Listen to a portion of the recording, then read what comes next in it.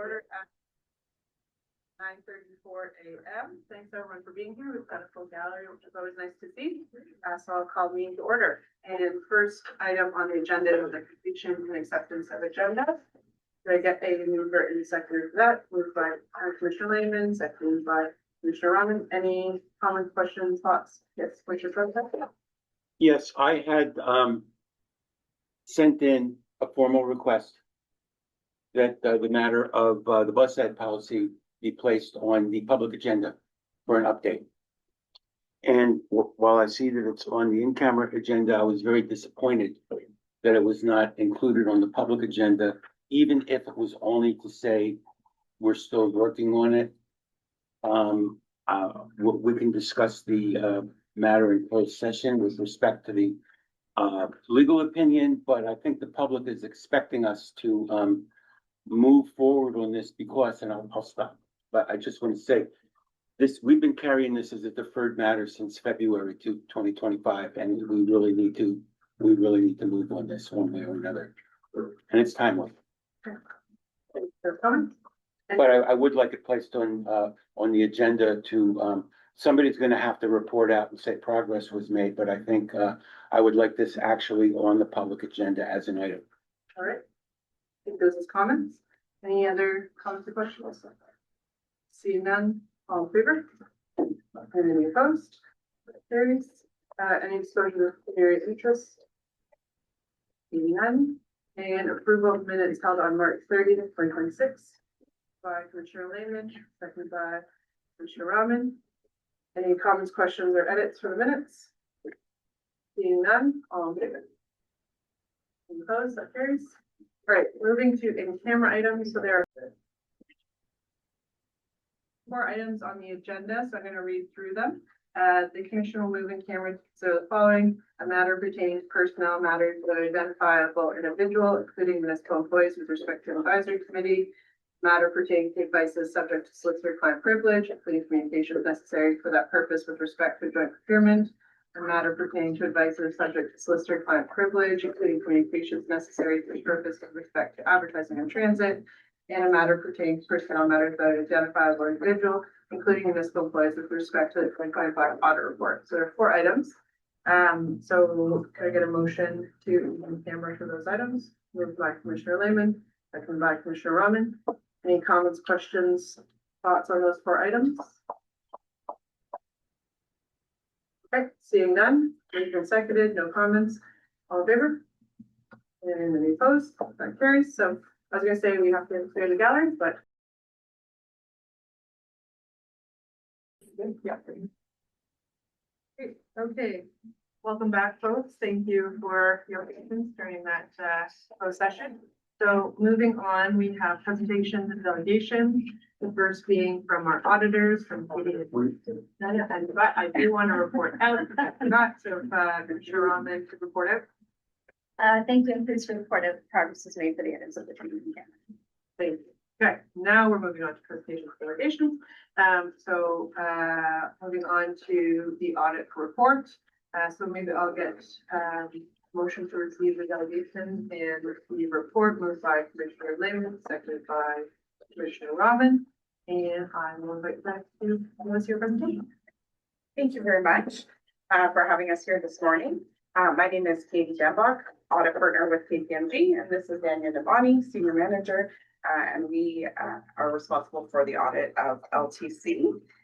So we're happy to report our audit findings for the year ending December 31st, 2025.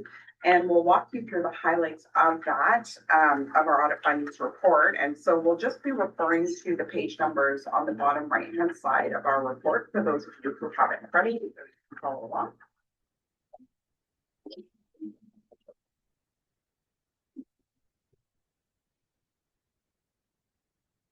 So I'm going to start on page 4, which is the audit highlights section.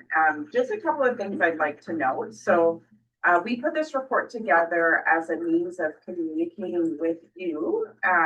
Anything we are required to communicate under Canadian auditing standards, as well as other information we feel you should be aware of in your role, your oversight role over the audit of LTC. And so, on this audit highlight slide, just one item of note that I want to call to your attention, which is materiality, which is the top right-hand side of the slide.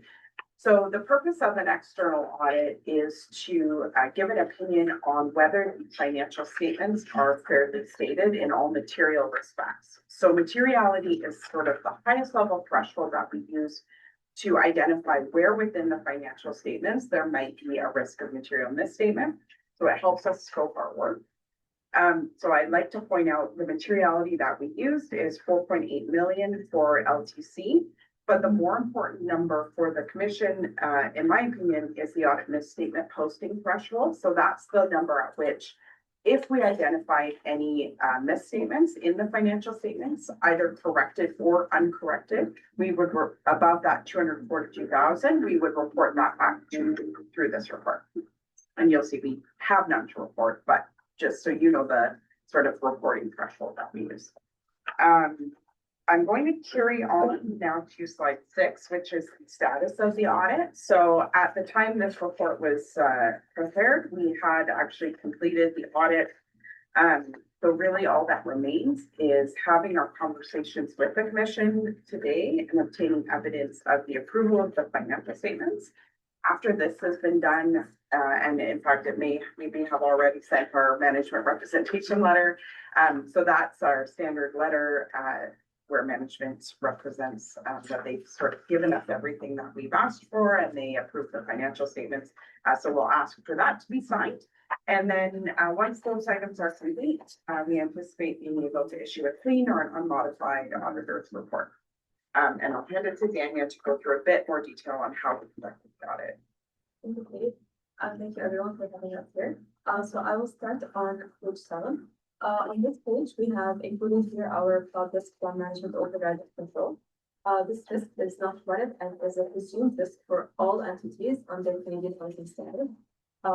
This risk is consistent with the prior years, and we have performed procedures to address it. And as a result of the procedures performed, no issues were identified. Moving on to page 8. On this page, we note that there were no new significant or revised accounting policies, and we have no matters to report that on their positive aspects. Moving on to page 9. On this page, we'd like to confirm that the form, content, and arrangement of the financial statements is adequate, and we don't have any concerns regarding any future accounting announcements or matters to report related to the financial statement presentations or disclosures. On page 10, as Katie mentioned before, we did not identify any of the statements that were corrected or remained uncorrected. On the next page, which is page 11, this page outlines some details and definitions of control deficiencies versus significant control deficiencies. And we have not identified any for here.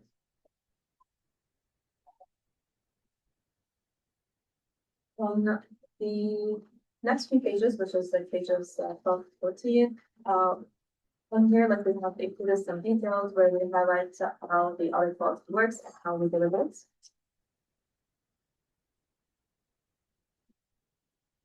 And moving on to page 15, we'd like to confirm here that we are independent of London Transit Commission in accordance with the relevant ethical requirements and standards, which we are required to meet that in order to complete our audit reports. And I'll hand it back to Katie for the appendices. So in the appendices, we've got some other required communications here. So there is a copy of our draft audit. We anticipate issuing it along with the draft financial statements. We've also included a copy of the management representation letter that we will be asking management to sign. The only item I want to bring to your attention in the appendices is in Appendix D, so it's slide 20. Current development. So this is where we share with you any upcoming accounting or auditing standard changes that you should be aware of. There's been a few in recent years. This year thankfully was a bit of a break year, but coming down the pipeline, there are a couple. One of which will have an impact on the commission, and that's the financial statement presentation standard, PS 1202. That will be required for the fiscal 2027 financial statements. And largely it's changing, I would say, geography on the financial statements. So where items get shown, they're going to look more like a traditional balance sheet than a reconciliation to accumulated surplus on the statement of financial position that is currently required under public sector standards. So a bit of moving pieces, I'll say, but I don't expect any numbers to actually change. And as that date approaches, we'll continue to work with management on preparedness for the implementation and what the financial statement should look like and all of that stuff. But did just want to flag that change because it will affect what you're looking at in terms of the financial statement. And I think that's all we wanted to highlight in terms of our report. So happy to take questions if there are any questions. Thank you. Appreciate the presentation and you being here this morning. Any questions for the audience? Comments? Commissioner Johnson? I'll move the staff recommendation, which is to approve the financial statements and receive the report. Okay. We did have a motion to accept the delegation and see the report, but I would like to further on and include the recommendation. So moved by Commissioner Trosta. And second by Commissioner Lehman. Any further questions or comments for the audience? Yes, Commissioner. Yeah, future, just to our financial management team, and it was a good report. And thank you for the work that is done in getting A plus from those that review your work. It's much appreciated. I echo this. A plus, that's what this says, right? Okay. I agree with this comment. Great. Okay, any other comments, questions for the seconded? All in favor? All opposed, so that carries. So thank you very much. I guess if whoever's here next year, we'll see you again. Okay, great, thank you. Okay. You guys can leave unless you want to stay for this. But I'm sure you have other audit reports to report. Thank you. So moving then to Elaine Harrison, from Chair of APSAC, coming to delegate. We don't need a delegation room, right? Or is it? Okay, great. Elaine, if you'd like to come to the chair, I don't know if you'd like any assistance or.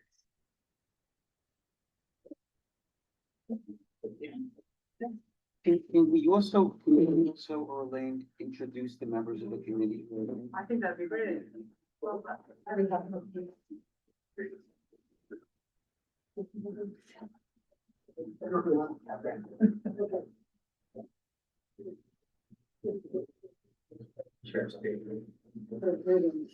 Yep. Awesome. And good morning, and thank you for joining us today. Commissioner Trosta made a good point that perhaps, I don't know if you'd like to introduce the members of the commission or of APSAC, or if they'd like to briefly say their names, introduce themselves. It looks like there's a full gallery. And then please feel free to provide an update on the communication on the agenda. So sorry, just yeah, get that up. Sure.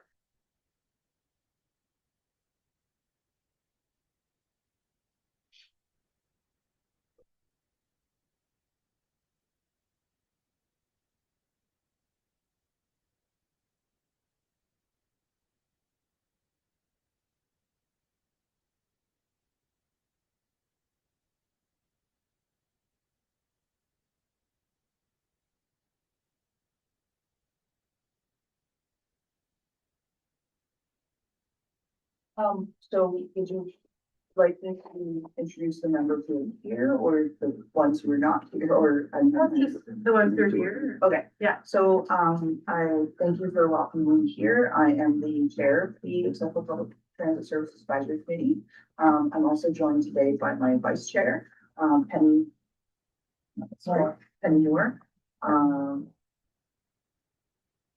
also joined by Jody Golden, as well as Jackie Mack. Yes. Great. So. The communication sort of speaks mostly for itself, but. Sorry.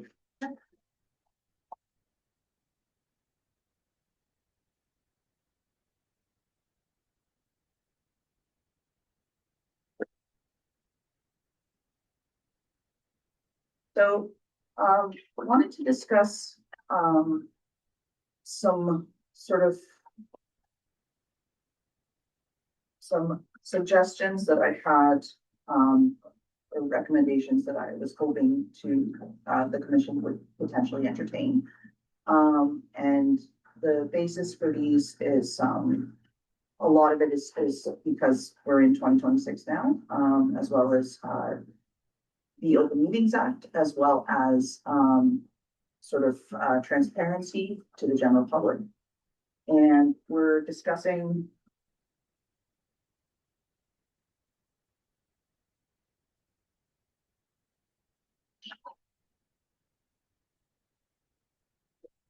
Sorry. Okay, so. I'm gonna put it on. Basically, as it states in my communication here, we talked about. The option to sit and observe in person is, something that people should be allowed to do and obviously is viable, right now. But one of the things that we would like to discuss is the option, to pilot the idea of posting the Zoom link on the agenda so that, gallery seats can potentially be filled virtually, as we are, using a hybrid model. And for transparency's sake, and for the fact that we are an advisory committee, it's great to have more input. I realize that this is a little different. It's a departure from how things have been done in the past. And I do know that, it is very, on the website that you can attend the meeting should you choose in the gallery. And that's fine. But definitely for accessibility, it's great if we could, have a little bit more recognition by the general public that the committee exists and that the general public is welcome. Because we are using, so my suggestion was potentially looking at, piloting a 3-month, where the next 3 meetings the Zoom link would be posted as part of the agenda so people can join. I do realize there is some, concern about how many people might be joining the meeting, but that's why I thought a 3-month pilot would be an idea to gauge whether or not people are even interested or whatnot. But I don't see how it harms anybody to be able to do that. One of the other things, I talked about was, for candid, minutes.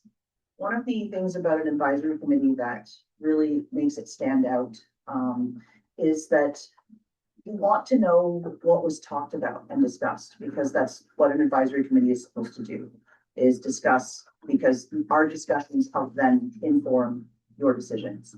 And it is really important that, right now, our minutes are very dry and raw, and unless you make a motion on the floor, they're pretty much, you don't get recognized. There's no real, acknowledgement of what was discussed. And a lot of the times, the fruit of the discussion is really what's important when informing these decisions, especially regarding, accessibility issues and whatnot with regards to specialized transit.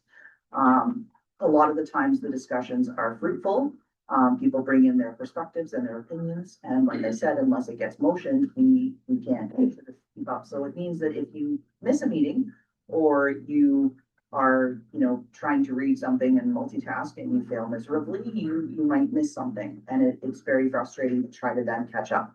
You almost need, a verbatim, not a verbatim, but you need a summary from someone else as to what happened at the meeting, because the minutes don't really tell you that. So what I'm talking about is something like candid minutes, whereby they're generated by an AI, but edited by a human. And the other thing about that, is the potential for, in another advisory committee that I sit on, we get the minutes pretty much as soon as they're done, within a few days of the meeting, and they're sent out to all of us, and anyone can add anything. I do realize that can be done, ad hoc, at the next meeting when we're going to approve it, but oftentimes, that doesn't always happen. And more notice is better, and obviously feedback is important. So, it's just a thought. Again, I realize it's a very different approach, for how these things are done. And again, if I'm overstepping, I am new in this role, so I do apologize if I seem like I'm overstepping my bounds. But as an advisory committee, I do believe it is our duty to try to really capture that feedback that we're bringing in from the community and the general public.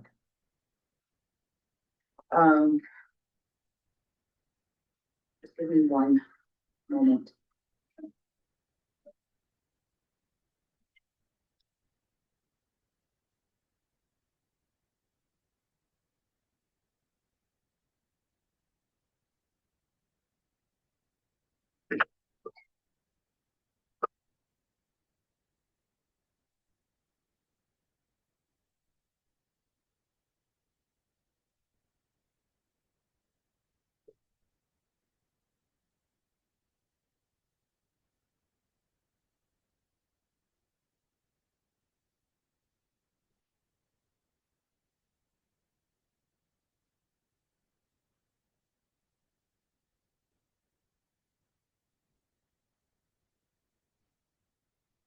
So I think the last big item is regarding the award of the top transit for the third-party service provider for the specialized fleet. We're very excited to hear about the award and happy to hear that that has been done. But one of the things I think that the advisory committee really needs to see is the education and training materials as they are seen by drivers who are going to be trained with the London Transit protocols and policies for their admission into the fleet. I think it's really important that we see these materials, as many of the issues that have happened on para, and as a person who uses para myself, a lot of it has to do with customer to driver interactions and expectations of driver or customer. And on the customer side, that's on the customers to be better educated. But on the driver side, that comes from training. And most definitely, I think that accessibility, as an accessibility advisory committee, we should be privy to those types of materials. I realize that not all materials would be relevant, as in we don't need to know about vehicle spot checks, and we don't need to know about how do you check to make sure that the seats are this or circle a vehicle, et cetera, et cetera.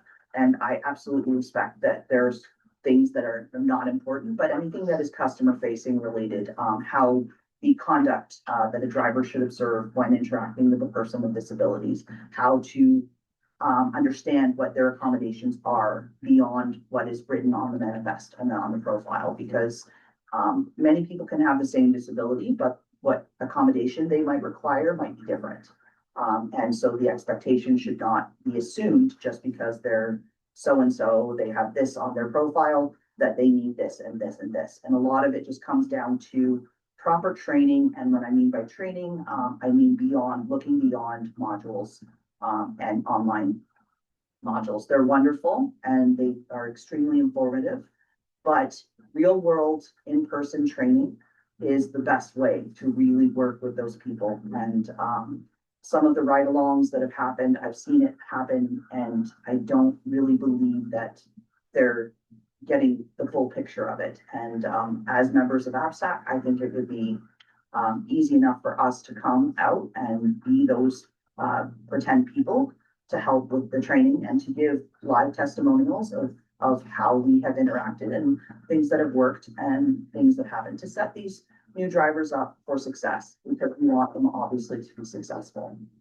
So I believe those are what I've covered in my recommendations that have come from APSAC and from my constituents. And I appreciate your time for listening, and invite any question or comments. Wonderful. And again, thank you for being here to present the minutes and the report. So then Commissioner Johnson? Thank you very much, and through the chair, it's really been a pleasure and an honor to work with all of you on this committee. I think this is the first time you've actually, been here in person since we've started as a commission, and I really hope that you'll be doing this, every month. I think we have a piece here about the minutes. We have a piece here about training, and we have a piece about doing the pilot. And I think we probably need to discuss these separately. We also have another motion coming that talks about looking at our terms of reference and other things. I'd like to deal with these specific recommendations first. So I think what I'd like to do is I'd like to start by making a motion to put on the floor recommendation 3, and that is we conduct a pilot of these meetings, and that we actually during the period of this pilot, which can be 3 months, the next 3 meetings, actually the next 3 meetings, not 3 months, because we don't necessarily meet every month, that the Zoom link be posted on the agenda. The reason why I'm supporting this recommendation is I don't think it would be a big burden to do this. I don't think a lot of people are gonna come, but it will encourage a little bit more participation. And I'm always uncomfortable when we're talking about a public meeting, which in a public meeting, anybody can come into the public meeting without having to sign in or identify themselves. And I think it's useful to have the ability of the public to attend these meetings without having to identify themselves. So I'd like to start by making a motion to conduct a 3-month pilot to include the URL Zoom link for the committee meetings as stated in recommendation III. So I'll start with that. And I'm looking for a second there. Can I second for that motion? Sure. Moved and seconded. Any discussion, comments? Commissioner Lee? And through the chair, just one note, are we able to do that? I assume it's being Zoom, so is that from staff's perspective, what's involved in there? Through the chair, certainly, yes, a Zoom link can be posted. The rationale for not posting a Zoom link is it gets out there in the public and essentially anybody can jump in and out of the meeting, which can cause disruptions to the meeting. So the process that we have in place now is very clearly articulated on the website that anyone that wants to participate just needs to email the committee secretary and she will send them a link directly. So at least that way we have an indication of who is going to be participating and the ability to follow up should there be issues with the people that we've provided the link to. So I would assume procedures would be the same, like they're there to observe the meeting, correct? But if they wish to participate, it'd be in the request for a delegation, is that not correct? Through the chair, that's correct, but if the Zoom link is there, anybody can click on that link and once they're in the meeting can unmute themselves, disrupt, like it's essentially, I mean, this process evolved during the pandemic when people were using virtual meetings more and more often, and they called it meeting bombing, where people just jump into a meeting and do something inappropriate, disrupting the meeting. So processes were put in place to have that communication and the ability to follow up with someone and have an indication of who they are Right, via email. And then we send that link directly. It's the exact same process the City of London follows, that the links to those meetings are not just posted oh, I see. publicly for anybody to click on. There's a process that you have to go through to get that link. So may I ask the chair of the accessibility committee a question for you, Chair? Sure. So just to chair of the accessibility committee, do you realize that, you know, the potential for, or the concerns that you just heard, by posting a public link without going through the channels to be there, that you could have meetings just disrupted? So, respectfully through the chair, I will respond by saying the following. I recognize where operations is coming from. Absolutely, that makes sense. But with respect, there are tools within Zoom to prevent those types of things, as in the host of the meeting is able to choose to unmute or mute people at will. The host of the meeting is in control of who comes and goes, and who they let in. And this is why I suggested a 3-month pilot, just because it's, just to see if we even get, we might be surprised, because as far as I know, with the way the policy is right now, we have never received any gallery seats from Zoom, when it comes to anyone who's observing. We've had our voting members, our non-voting members, our administration, and that's been it. The other thing I would respectfully say is these meetings are recorded on YouTube so that you can refer to them later. And I don't see how posting a Zoom link to the public is any real difference for that. Commissioner Lee? Yeah, okay, so based on that, if the chair is willing to, as wherever the concerns raised by staff, I don't see any problem with having a 3-month pilot to see, how the concerns. I would, if there's controls in place to, in case things get out of hand, to mute, et cetera, then, I think, it's not a bad idea. Any other comments, questions? Commissioner Arnold? Thank you, and through you. So I guess my question would be to staff as to whether or not they feel like we have appropriate controls in place to manage the issue of the public having the Zoom link and being able to control the decorum and the issues that might come up. I think it's important to note that I think the intent is exactly what we want it to be. We want as many people to be able to attend as possible, and to listen in on what's taking place in the meeting, and get a better understanding of the conversation that's happening. I think the challenge, though, is just the tactics that are being used right now online when it comes to Zoom bombing. And if you look at the Ontario courts, for instance, even though they have a number of court clerks and secretaries there that are attending court proceedings, they had to take extraneous steps to be able to limit Zoom participation because of issues of Zoom bombing. And my concern is that it's the content and how quickly that content can come up during a Zoom bomb that actually exposes us to some risk.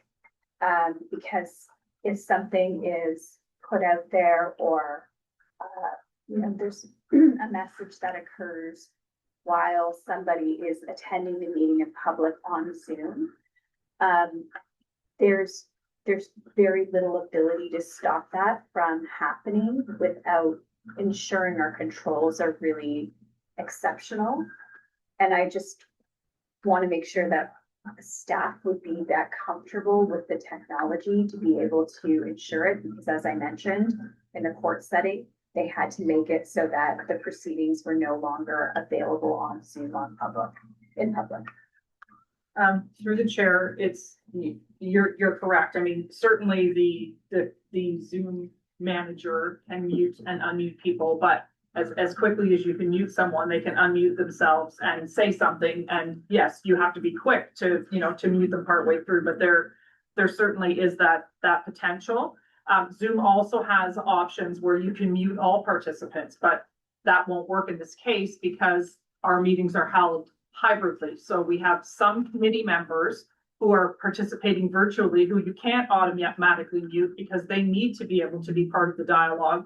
So the features that Zoom has that allow you to have a meeting like that, where a whole bunch of people from the public come that are just there to listen, don't work when you're also trying to run the meeting in a hybrid fashion. So there's a risk. There certainly is a risk there, and that would be our comment with respect to that approach.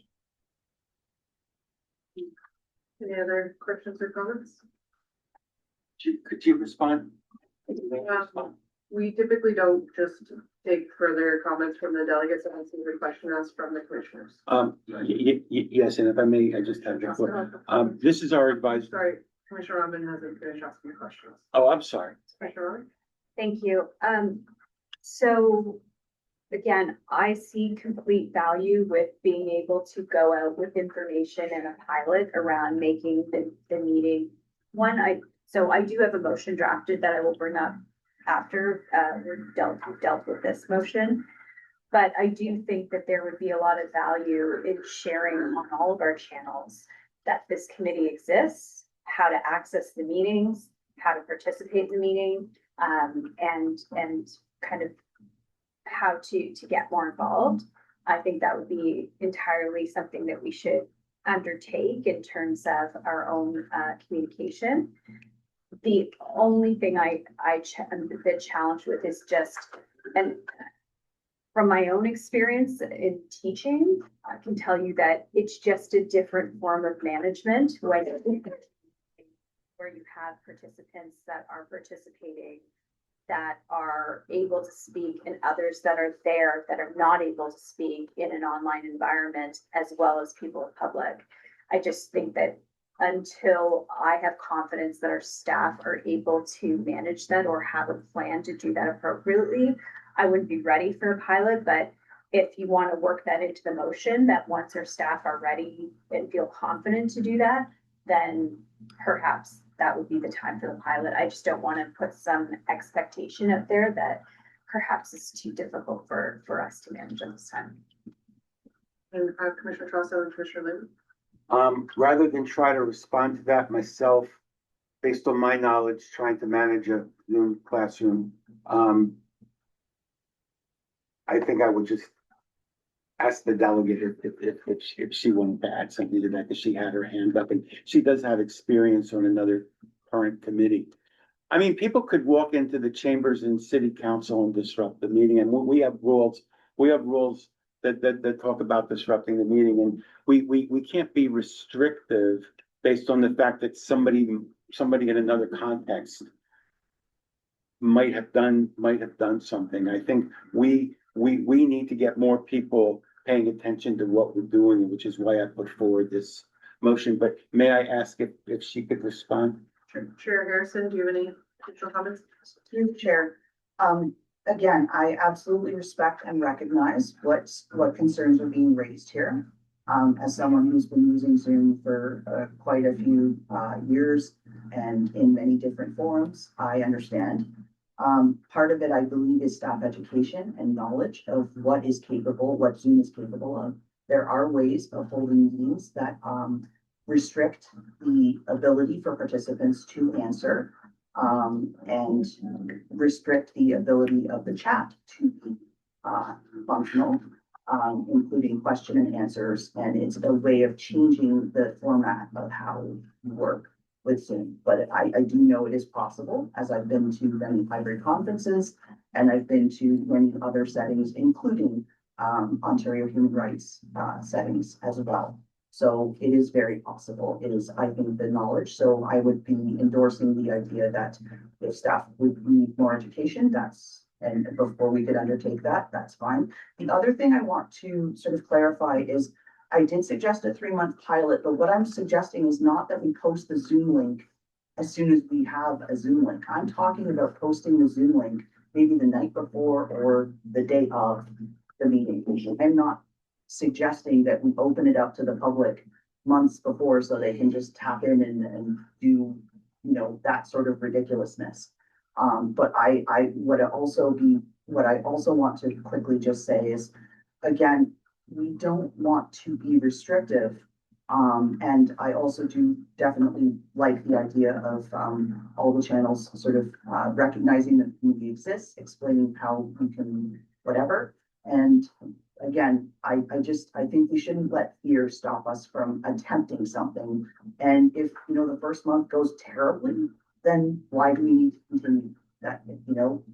If something is awful and it really immediately is extremely evident that this will not work, then I'm not saying that we should just keep pushing forward and make it work.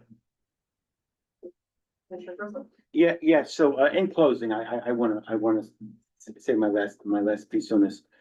This advisory committee has a special constituency that would oftentimes find it difficult or inconvenient or an additional burden to get down here for the meeting and go back home afterwards. In many cases, it might involve having to make an arrangement with our special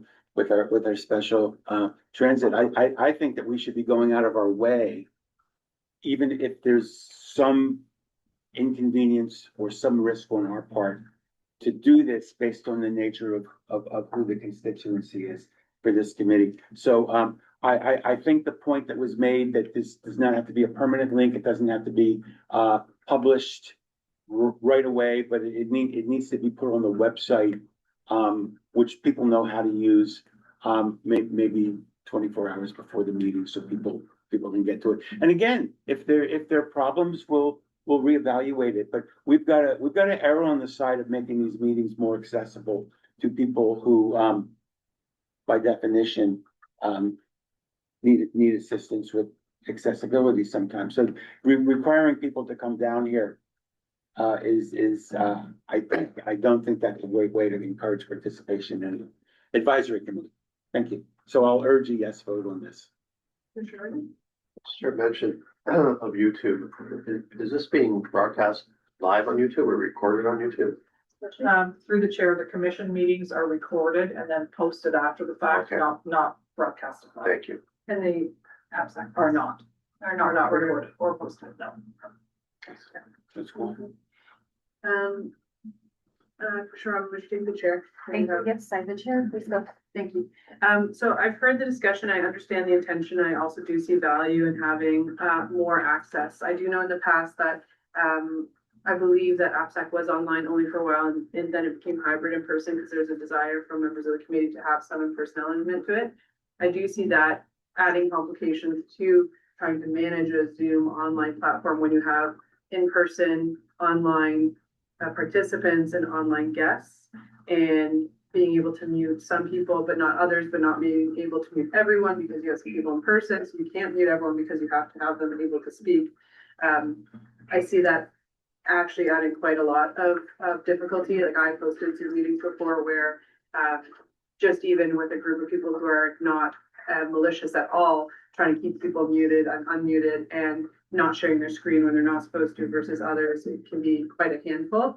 And I don't think that it is wrong for us to understand based on experience that there's likely to be Zoom bombing because most public meetings have that now. If links are posted online somewhere, someone who's not at all affiliated with the organization will come and try to disrupt it and share their screen, or if they can't share the screen, they keep their video on and they post something or potentially share other things. So I don't think it's wrong to proceed with caution. So I'm more comfortable personally in referring the item to have staff report back on how they could provide this opportunity to make them more accessible to the public. At council, at Upper Thames, at the health unit, all the other boards I sit on, we do not provide a link online and let anyone come in. They have to email to come in and then receive the Zoom link. But I do hear that that is a barrier, an additional barrier for some of this population. So I would rather have staff come back and say, perhaps it's that we need to be doing it in a webinar format, which is a different style of Zoom, where the people who are allowed to be in and talking and presenting come in as presenters, and then the general public can sit and watch and use the chat functionality. But I'd rather have staff come back and say, this is how we would be able to fulfill this obligation and make it safe for everyone and not have it disrupted. And essentially what I've seen is meetings just are immediately canceled because you can't control all these people. And yes, you can kick them out, but somebody can just come back in with a new email. So all that to say is I'd be more comfortable with a referral for staff to come back and tell us how they can implement this. And I believe our next meeting is June. I don't think we have a mail it. So June, so report back at a June meeting in regards to how we can make the AppSec meetings more accessible to the public. Sorry, Commissioner, so you're moving a referral? I'd like to move a referral. And your referral is to come back for June with the report And how to make it more accessible. and how to make it more accessible, and staff, does that timeline meet your? Okay, so then I will entertain that motion Looking for a seconder.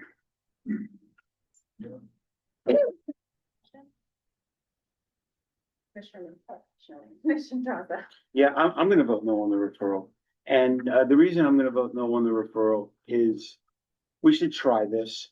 We're not talking about doing it permanently in any fixed format. We can always change the format. And if there's a problem, we can just say, well, the pilot didn't work. So I'm gonna be voting no on the referral, and I would just like to see the commission, institute the 3-month, pilot right now. I don't wanna have to keep going through this every month.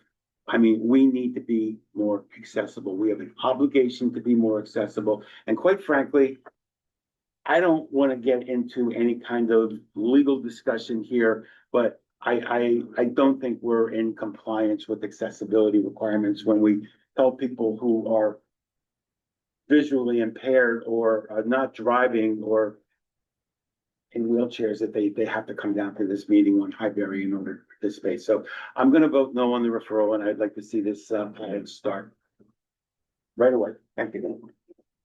Thank you. Other speakers, go ahead. Thank you. Yes, I agree that I do think we have an obligation to be accessible. I also think we have an obligation to provide supports in the best possible way and understanding security best practices and protocols. So I don't think those two are mutually exclusive. And I think it's important that we do this in a good way and not in a way that will immediately be unsuccessful.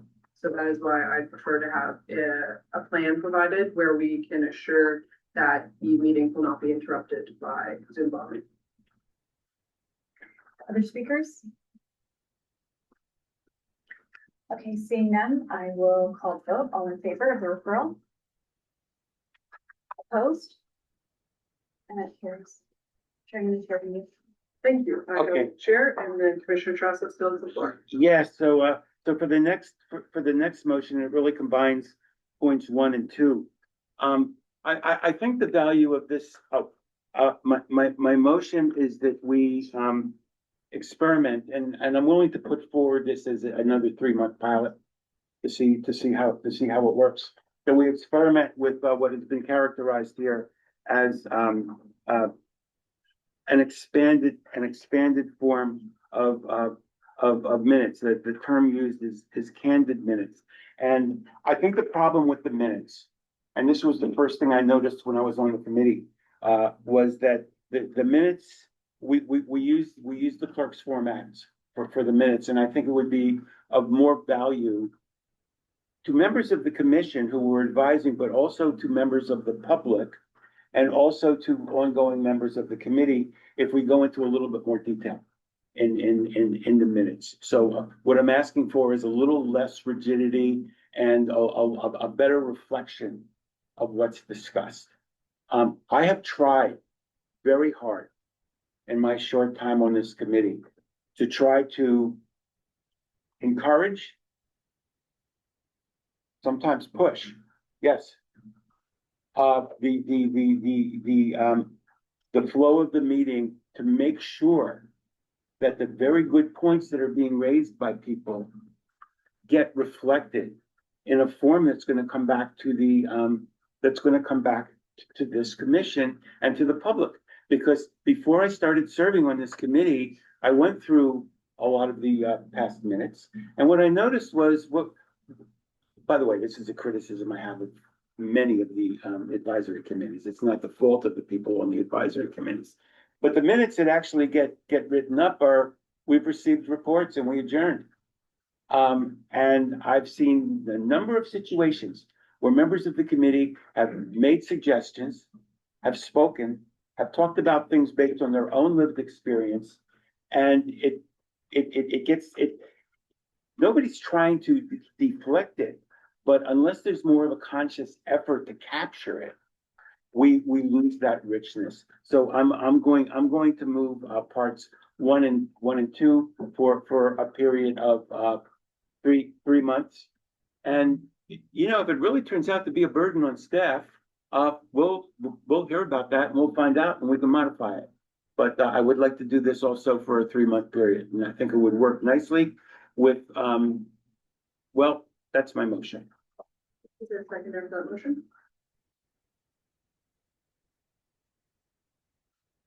Then, Commissioner Trossel? So there was no seconder? I did not see any raised. Well, I'll move on to the, I'll move on to the third, I'll move on to the third one, which, deals with the, ability of the advisory committee to be more involved in the transition and in driver training. And I think for that one, I would concede that we probably need, a report back from staff to tell us exactly how that's gonna work. However, we have to do it right away. We have to do it soon. I don't want this to be deferred for a few months. But I think that the members of this committee and all of us really are gonna be getting a lot of questions about what is this transition gonna mean? And we are going to be dealing with a new agency. And I don't know, the fact that we are not directly employing the drivers, correct me if I'm wrong, but we're not directly employing the drivers, they're going to be employed by the agency.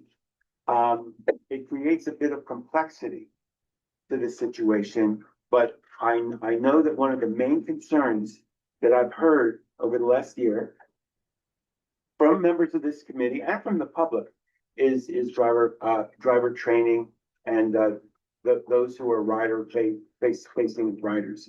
So I think we need to, I'll be looking for a seconder to ask the staff to come back at the next meeting with a specific set of recommendations about how to do this. In regards to item 4 from the communication. 3 and 4. I see. No, 4. 4. Thank you. Okay, so moved by Commissioner Chaucer. Is there a seconder for that? Can I ask a question, Chair, Yeah. before I just want to hear staff's comments on that. What are your thoughts? The commissioner made a motion, but he said he acknowledges the complexities having an outside contractor and we get involved in their training, et cetera. My thoughts are, it's not a bad time to say this. We have a new person coming in, and if I was a supplier, I probably wouldn't mind some sort of involvement from the end user to develop training packages, et cetera. But I just am curious to your chair from staff's comments. Through the chair, so the RFP, which will be the basis of the contract, included specific language about LTC's ability to review and sign off on all training material prior to it being implemented. So that is a requirement. As we shared with the advisory committee, the things specific to accessibility type training would be stuff that as administration, we would share with our advisory committee and ask for their feedback that would then be shared with the contractor. So that's already built in. That was a discussion I think that this commission had as one of the elements that we wanted to make sure was included. So the basis of that is all there. The piece about, advisory committees participating in the training, that would be something you would have to talk to the contractor about whether or not they're even open to that. That was not a requirement in the RFP. So we couldn't contractually tell them they need to do that because that was not included in the RFP. That's not to say we can't have a discussion and see if they're open to it. But that second piece is something that we would have to have follow-up discussions whether. Commissioner Ridley? Okay. I'll second it just to get it on the floor.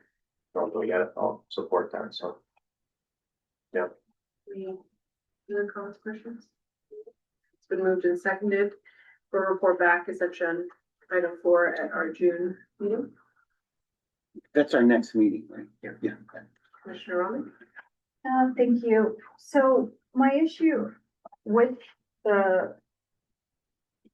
what's in the minutes from the meeting is I do think that it has an element of it that steps outside of the RFP process, and also that a part of it doesn't feel like it's within my governance role or the role of APSAC to partake in training that way. So I agree that it would be really helpful to ensure that we have that oversight as outlined in the RFP and the steps to engage with APSAC on the training materials, in my opinion, is outlined in the RFP as just described by the general manager. The issue that I have is that the nuance of the language changes it from a governance perspective, and I just want to put it back in that framing. So I have drafted something just to frame it that way and to include an offer to extend to the provider that members of APSAC are offering to assist in training to provide a lived experience perspective as an offer. But I just wanted, and I don't think we need a report back on that item, that last part of it. I think that we can actually put that into practice. So for that reason, I won't support this, but I will present an alternative motion. Yeah, so that's, you know, that's why I wanted to get before, because I knew there was something that was missing there, and I think you nailed it with governance. I think that's the piece there, so, yeah, I see Commissioner Relman's, you know, alternative wording. I'm probably more comfortable with that, so I will support the motion.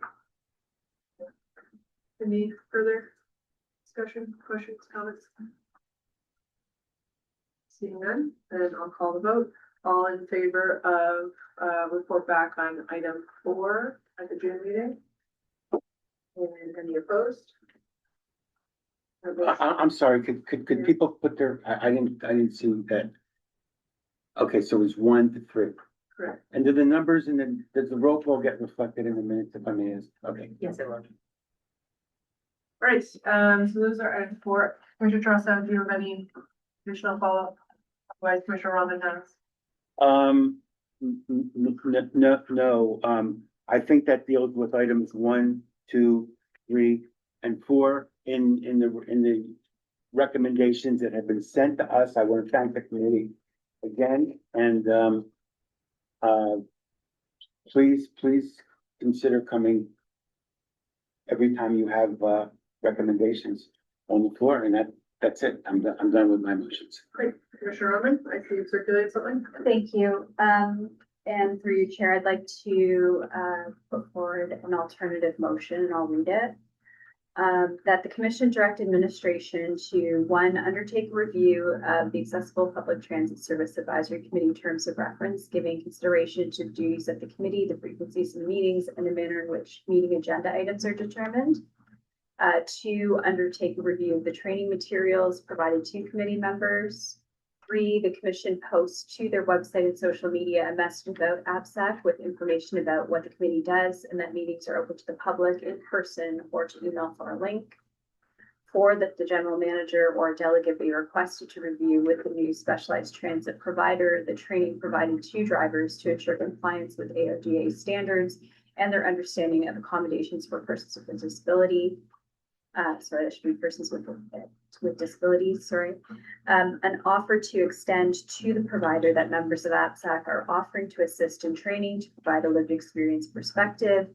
And 5, report back to the commission at the June meeting with recommendations stemming from these reviews. Right, is there a seconder for that motion? Commissioner Lehman? Would you like to speak to it? Sure, thank you. Yes, first I'd like to start by thanking the chair, Ms. Harrison, for attending today and for the communication as well as the information contained in the report. When I was reading through those recommendations, I was looking at ways to incorporate some of the changes that were being suggested. And some of those have to be reflected in the terms of reference. So I just. Commissioner Truss, would you like to rejoin us before? Yeah, just give me a second. So I'll continue speaking. So I just wanted to ensure that the terms of reference review would happen to reflect the conversation or reflect what's in the minutes as well. I think from a training material perspective, there might be some opportunities, as I know there's been some new members.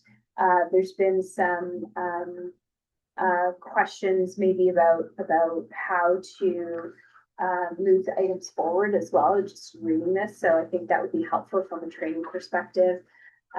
It's always helpful for me to review those materials.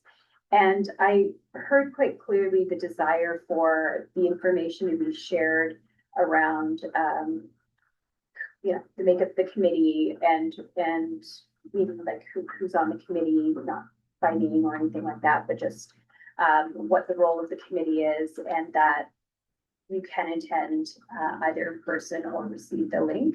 And I do think that that is something that we could put out on our social media channels, put more openly on our website communication as well.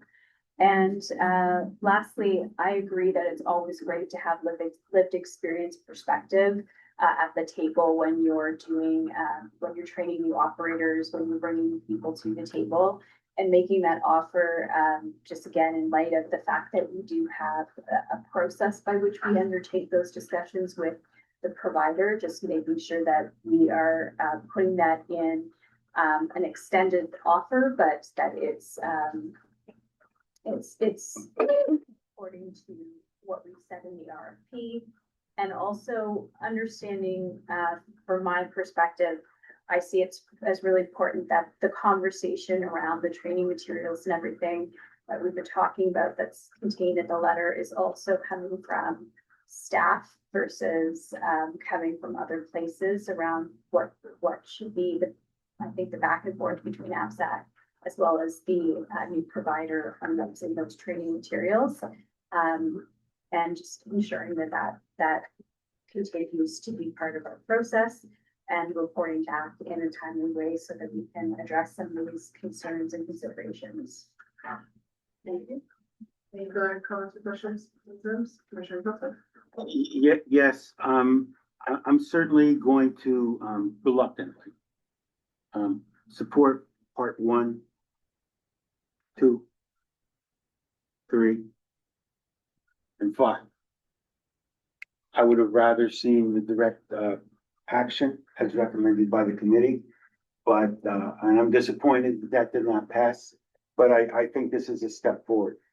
My problem with 4, and maybe you can change the language, is,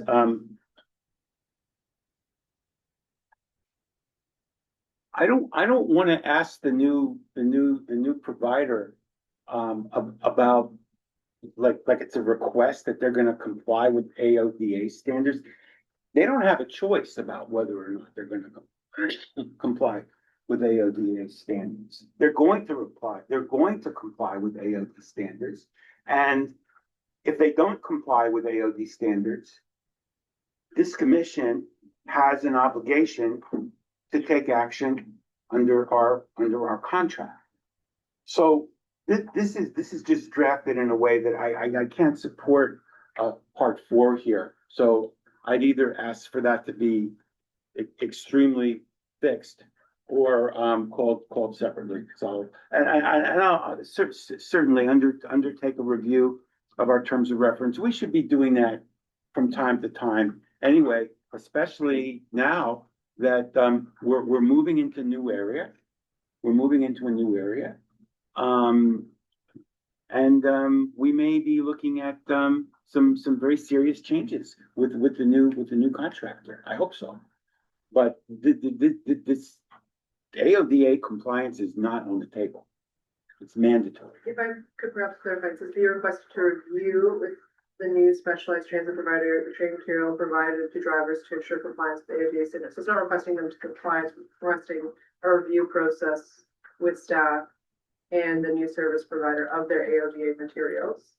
So I don't know if that changes your perspective on it. Yeah, I just think there's too much, and their understanding of, well, I would hope that they wouldn't have gotten the contract unless they demonstrated a strong understanding of this. Unfortunately, even in a closed confidential session, I, as a commissioner, am not going to be privy to what they said they were going to do, which really is something that I have a problem with. There's nothing I can do about it, but I'm just not going to support 4 because it just creates too much. There's no question about the fact that as a commissioner, it's going to be my intention to require strict compliance with AODA standards. And if we start getting complaints from the public, or if members of the advisory committee start getting complaints from the public about AODA standards, there's some of the other things that we've asked for. That's gonna be a matter of a compliance, a situation. So I am willing to support 1, 2, 3, and 5, and I'd like 4 called separately. Thank you. Commissioner Owen? Thank you and through you. So just to clarify on part 4, I believe not only is it outlined in the RFP, but it is part of our duty to ensure that the training provided is compliant. So the language ensures compliance, and the check-in for other board members for that compliance is to have the general manager of the delegate do that work. So I just want to be clear that that's the expectation. Thank you, Commissioner Owen. Yes, I've read it. I've read 4, yeah. Wonderful. Excuse me, sorry, Chair, that's almost cross debate. I just want to be clear that that's not allowed in the proceedings or meeting. Thank you, Commissioner Owen. Commissioner Lehman, since Commissioner Owen has moved it, can I ask you to take the chair? Yeah, I'll take the chair. I'll recognize, check point. Thank you. I have 2 questions and perhaps through presiding officer to staff. So in regards to ensuring compliance with AODA standards, some of the training requests that I hear from is customer service and sensitivity training for the drivers. And I see here that this is really specific to AODA standards and for accommodations for persons with a disability. I'm wondering, again, through the presiding officer, if staff will be reviewing sensitivity or customer service training materials with the provider? I'll go staff. Through the chair, presiding chair, yes, the requirements in the RFP provide for us to sign off on all of their training material. So even things not related to customer service, circle checks of vehicles, how to cycle the lift, all of that, we will see the entire training curriculum and have the opportunity to sign. Chair Frank. Thank you. I am glad to hear that just because those are 2 areas I've heard concerns and complaints about in the past. The only other item would be, I would like to move an amendment to add to this list that staff explore using an AI summary-based tool for minutes at APSAC. I was not willing to support an immediate implementation of it for item 1, and I'm willing to support item 2 from APSAC's recommendations, but I do think that I do serve on some boards that do provide more flavor in their minutes, and I do think an AI summary tool where it's just the summary and not the verbatim portions of everyone's thoughts might be helpful, but I would like staff to look at that and report back in June, which is the deadline for all these other items. So the motion would read staff to explore using an AI-based summary tool for APSAC minutes. And I don't know how. So, Chair, is that adding like a number 6? It'd be, I want to put it 5 and bump 5 down to 6 because then it's a backup. Let's say 5 and then we'll change 5 to 6. I'll look for a seconder for that one. I'll second that. Yeah. Oh, sorry. So, the Commissioner Brown was the first that I saw. Because my back was turned. It's unfortunately. really Sorry. It doesn't matter. This is what they were. All right, so we have that on the floor. Any comments or questions on the amendment? Yeah, through the presiding chair, I'll just say this. I just like to staff, this is being recorded, the meeting is recorded on YouTube, is that correct? So, or there's no recording available to the public for. Through the chair, this meeting is being recorded. Advisory committees currently are not recorded. Thank you, that's all I need to know. Okay, any other questions or comments before I call the question on the amendment? So I'll call the question, all in favor of the amendment? Okay. Then I will hand the chair back to, Thank the chair. Thank you.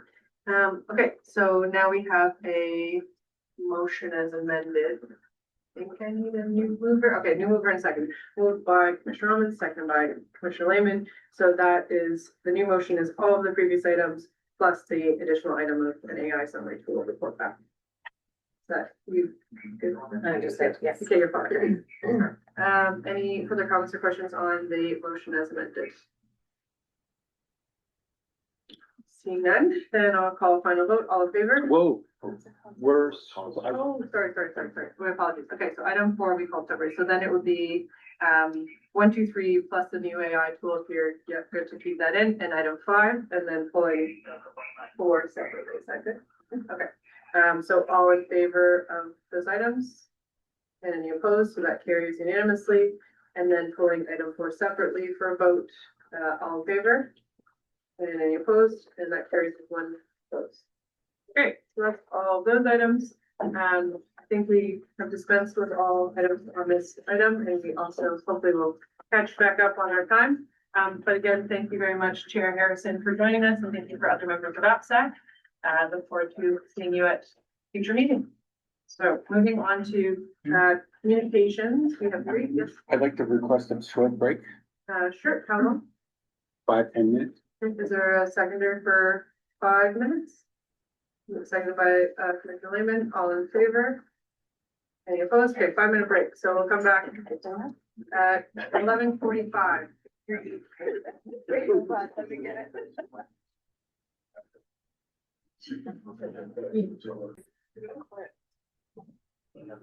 All right, we are starting at 11:46 a.m. Thank you, everyone, for rejoining. We do have a bit to get through, and I'm not trying to put any time pressure on folks, but just wanted to keep us aware of time. Moving into communications, so we've already received item 2, so item 1 and 3. If folks have any motions, Commissioner Roman? I was just looking to move both items. Okay, Percy? Yes. Okay, second by Commissioner Lehman. Any comments or questions from item 1 or 3? Seeing none, all in favor to receive? And any opposed? 1 opposition? No. Oh, okay. All. I was, Okay, I'm moving quick. Okay, so then all in favor. Commissioner Roman? So, I'm on consent. Great, okay, you guys are going even faster. Let's go. Let's go. Thank you. I'd like to move all items on consent, 1 through 14. Okay, great. Is there a second here for that? Commissioner Lehman, does anyone want to vote separately? Okay, any comments, questions on items 1 through 14? Commissioner Roman? Thank you. I just want to say overall, thank you to staff for the information provided in the reports. It was very helpful to have it all kind of laid out the way that it was and divided as usual the way it is. I enjoy this process because I think it helps me to go through and really highlight what's important from the items. Item 1, the poetry and art on buses. I appreciate the report that's in front of us. And really did, I think, found the conversation that we've had about this opportunity quite enlightening and was very hopeful that we would be able to get something put forward. But I do understand the cost as well as the work associated with undertaking something like this. I just wanted to ask through you to staff, did we engage with London Arts Council or any other groups to find out their thoughts on potential options for this? Through the chair, no, not at this time. Our thinking was if the commission wanted to proceed, as we said in the report, we would come back with more of a business case because it would be incremental funding. And at that time, we would have done more research, but given the fact that there is no money included in the budget for this, and it would be a business case, we thought it best to seek commission direction before we did any further consultation. For sure. Thank you. No, that's appreciated. The other question I had related to number 8, the corporate communications. So contained in the corporate communications is an ad. Item 2.1 was the participation of the City of London and Safe Cities Anti-Hate Task Force. So there's an ad that's also included in there. So I'm just wondering, in the discussions about this opportunity to use some of the city's anti-hate money to do an ad campaign, part of my understanding was that we were looking to have a mechanism to communicate to people that there are steps that you can undertake to report hate and intolerance, and that can happen while you're on the bus as well. And here's how, if you encounter this on the bus, to combat that. And so I think that this requires a little bit of a rework. It's great that the city is able to assist with the funding, but just that we will be able to maybe connect with their corporate communications and ARAO, just to confirm what the messaging is. I don't know if that requires a motion, but I was hoping that it would just be an ongoing discussion between those who to just align with the messaging. Through the chair, I've already put a call into the city to have a follow-up discussion, so I don't think we need a motion. This is just part of the process. Thank you. No, that's very helpful. Happy to see that we received some funding as well for summer students to do some further engagement. I think that's going to be great. Welcome the opportunity to see some students out, as well as just, again, another touch point for us with young people in our community that are engaging in summer jobs, but also using our service in a different way. So really happy to see that as well. And I know on the financial side, just trying to capture all the reports all at once. On the financial report, I just want to say thank you for the information. Looking at what's contained in the report, I think it's tracking the way that we expected and continues to track the way that we're expecting, with changes to international students and the projections with Fanshawe. On the specialized side, though, I thought there's good news to tell in terms of that our numbers are tracking up and continue to. So I didn't know if staff wanted to say anything further about that. Through the chair, and then I can turn it over to Mr. Wilson there. I assume you're speaking to like the ridership, we're definitely seeing an improved rides per hour there that Mr. Wilson can speak of.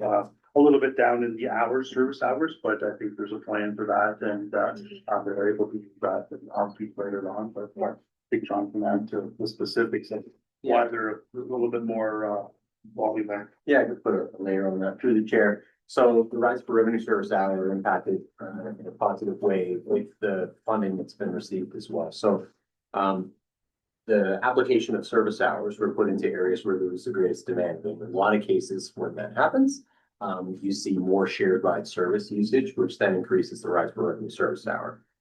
The increase in the amount of rides was also partly due to the implementation of the new scheduling software system, which is now I would suggest continuing to get better and better with respect to lining the rides up so that they make the most sense, to limit the amount of direct ride service trips. We still get a significant amount of requests or complaints with respect to shared ride. Everybody was on a direct ride, but ultimately to provide the greatest access to the community, we want to maximize those hours and increase the sharing stuff. So that's the answer for that. Thank you. So just a couple of things regarding the art. I think that's a way to go for making a business case. It's a great idea, then you start seeing the numbers, especially when the staff time is more expensive than the production time, but that's the reality of it, right? My other concern there is who's going to choose the art, right? And maybe there's a way for the art council to get involved, and cut back the hours and the staff time, et cetera. I don't know. I think that's the right way to go. And, just the other thing that jumped out at me is our on-time performance. And not only have we now gone above 80 for the last couple months, February, March, it's fantastic. There's almost 6 months in a row, I think, that we've seen a good trend line there. I know the goal is 90, but great work and continued. I'm hoping to see continued that trend line as we go through construction aside. I know we're getting to the construction season, right? And I see it. I'm out there. I see transit in line with me, waiting to get by. But I appreciate the results. Thank you. Commissioner Truscott. Yes, I'd like to go back to staff report number 1 regarding poetry and art on buses. I mean, I understand what's in the report. I don't have any disagreement with what's in the report. I think the recommendation is a little stark though, and I think what I'd like to do is pull this and say, I'd like to, amend recommendation, the recommendation to say, the report be received for information and staff is requested to have further discussions with the Arts Council about this matter. So at least it's something that we're not, we're keeping this open. I would like to hear from the Arts Council about this. I'm wondering, is there some way we could actually monetize some sales of selected, prints, especially if we need to start thinking about additional, revenue sources, should we decide not to, keep that. So may I just suggest that, recommendation that the report be received for information and that staff further consult with the Arts Council about this matter? I do have all the items moved and seconded, but, a few folks don't mind us adding that amendment. See any objections? Okay, so, amendment to direct staff to continue to engage their council on poetry and art, moved by Commissioner Chopra, and second. Okay, Yes, just want to be clear that it's still gonna be, this doesn't go contrary to making a business case on the next budget item. That's right. I'm fine with, Just so through the chair, we would need direction from the commission if you want us to create a business case for the 2027 budget. That we did not include that as a recommendation, given the cost and the fact that I think we're gonna be receiving something through SPPC asking us to look for savings in our 2027 budget. We didn't, so we haven't recommended at this point to go forward with the business case. What we said in the report was if the commission wishes, then our suggestion would be to direct us to come back with the business case as part of the 2027 budget, noting that none of those funds are in that budget. So this would be an incremental business case that would have to go to council. okay, so Counselor, Commissioner Trostow's recommendation that we consult with the art, take it as it is, but also consult with the Art Council. we'll go Commissioner Chopra. Yeah, it's a good point that was just raised. I think that before I would want to direct you to do a business plan, I'd like to have that consultation with the Arts Council first. And if you talk to them and they're just not excited about this as a viable project, then that's that. But they might, when you report back to us and tell us what the Arts Council said, and maybe at that point it would be a little more ripe to ask you to do that, to ask you to do that business case. For sure. So how do you want that? Well, I think. I support the direction Yeah. that Commissioner's going on with speaking to Art Council. Yeah, so Commissioner Trosser said to amend part, the first in the poetry and art buses to direct staff to engage in a discussion with the Arts Council. I'll second that. Okay. Moved and seconded. Any further discussion on that? I'll just say my comment. I don't mind a discussion because if they're willing to pay for it, that'd be super cool. And if we find out that they are super busy and they have money and they have interest in supporting it, then that to me is a slam dunk. And I currently at this point, I'm not interested in having staff make a budget case because I do think we need that money for the transit related items. So I don't mind seconding the discussion. Oh, that's it, sorry, support. I'm just saying. Any other comments or questions? Seeing none, all in favor of that amendment? And any opposed? That carries. So then there's still the remainder of the consent items. Any further comments or questions on this? The residual items? Seeing that, I just had one question in regards to item 2, the zero emission bus pilot. I know that staff has answered this and my memory is terrible. There's currently no federal funding associated with this project. If we move forward and an RFP is selected and all of that happens, will we continue forward despite having no federal funding portion of this project? And Through the chair, so, no, essentially we can't issue a purchase order if we don't have the funding. So the plan has been all along, to get through the process. We continue to be in specific administration identifying various options. One of the programs that was put forward as a potential source of funding is the new permanent transit, the Canadian Transit Fund, which we receive baseline funding every year. So that, like 1 year's allocation, could be used as part of this project. So essentially, the two things are kind of running in tandem. What we hope to do is have a source of funding identified, know how much that is, and then we will tailor the pilot to match the funding that we have available. And the proponents of the RFP are aware that the funding is not 100% committed. Through the chair, the RFP was written up to 10 buses, up to 5 chargers. So we did it in that way and made it very clear that that's because funding had not been secured. Thank you. I know you definitely did that, but any other comments or questions for the consent items? I only have one other comment is I'm very excited to follow the Instagram account and tag it when I'm writing. Good news. Okay, no further comments or questions, then I will like all in favor for the consent items. And any opposed, that carries. Moving to item 4, direction, the audit report we already pulled out. When we received the delegation, we accepted that. So then we have item 16 and 17, starting 16, Commissioner Fox annual report. Any questions or comments for staff on that?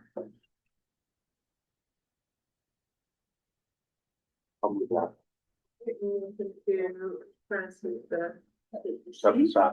To approve and then direct us to take this to council. Perfect, okay. Moved by Commissioner Lehman, that recommendation, seconded. Commissioner Armand, any further comments or questions? Commissioner Armand? So just to confirm, this goes to SPPC and it goes around when? Typically, once the commission approves this, we just reach out and ask, clerks at the city to put us on the next agenda that makes sense. So once we know that, we'll let you know. Any other questions? Just come, like. It's a lot. In regards to the annual report, I just wanted to say thank you to staff. I feel like there was a lot of good work that we saw, especially in regards to specialized interest. I think there's been a lot of really great improvements and the metrics are meeting or achieving the areas that we have. We do see that on-time performance still remains something that we're working towards, and we've got many reports about that, but again, we want to say thank you for outlining in such a clear way, like what the pathway towards success and your trajectory. So I was pleased to read the report, and I look forward to it being received at council as well. Those are my only comments. Seeing none, then that I've been seconded, all in favor? Any opposed? Carries. And then item 14, customer insight panel. I don't know, Commissioner Ron? Thank you. I'd like to move the recommendation for 1 and 2. Okay. So approve the creation and direct administration to initiate the process of establishing the panel. Commissioner Lehman seconds. Move to second. Any questions, Commissioner Roman? Not a question, but I just wanted to thank staff for their report back. This is something that I brought to the commission, and I'm very pleased to see this moving forward. I think from an engagement perspective, this allows for multiple forms of engagement and along different routes to be able to really get a sense of what people are experiencing and how they can provide their input in a timely and effective way, and add their voice outside of just voice of the customer. So I'm really pleased to see this come forward. I know that it's being the style of engagement is being used in other transit commissions or organizations as well. And so looking forward to promoting this and getting some volunteers out to see them. Thank you. Any other, Commissioner Tressa? Yes, thank you for this. I think it's really an excellent idea, and I agree that we need more feedback mechanisms. I just want to make sure that there is coverage with the specialized transit as well. The fact that we have an advisory committee is nice, but that doesn't stop us from having representation you're looking at like 100 people, right? This isn't just, Through the chair, our target is between 150 and 200, again, just to try to get that broad representation, both conventional specialized services as well as different areas of the city, all things. So our target is 200 to make sure that we've got that broad representation. well, that's really good. And people can self-select, so we don't have to sort of lay out quotas or guidelines or anything. People can self-select, and I'll certainly be very, very, active in trying to encourage people to sign up for this. Yeah, thank you for that. You? Any other comments, or questions? Seeing none, motion moved and seconded, all in favor? Any opposed, that carries. All right, then, moving on, so date of next meeting is Monday, June 29th, 2026 at 9:30 a.m. And with that, I'll take a motion to adjourn. Moved by Commissioner Robbins, seconded by Commissioner Lehman, all in favor? And that carries. All right, thanks everyone. Sorry, we used to have a little over time. Enjoy the rest of the summer. It's supposed to rain at some point. Ooh. I did not. Might be good. I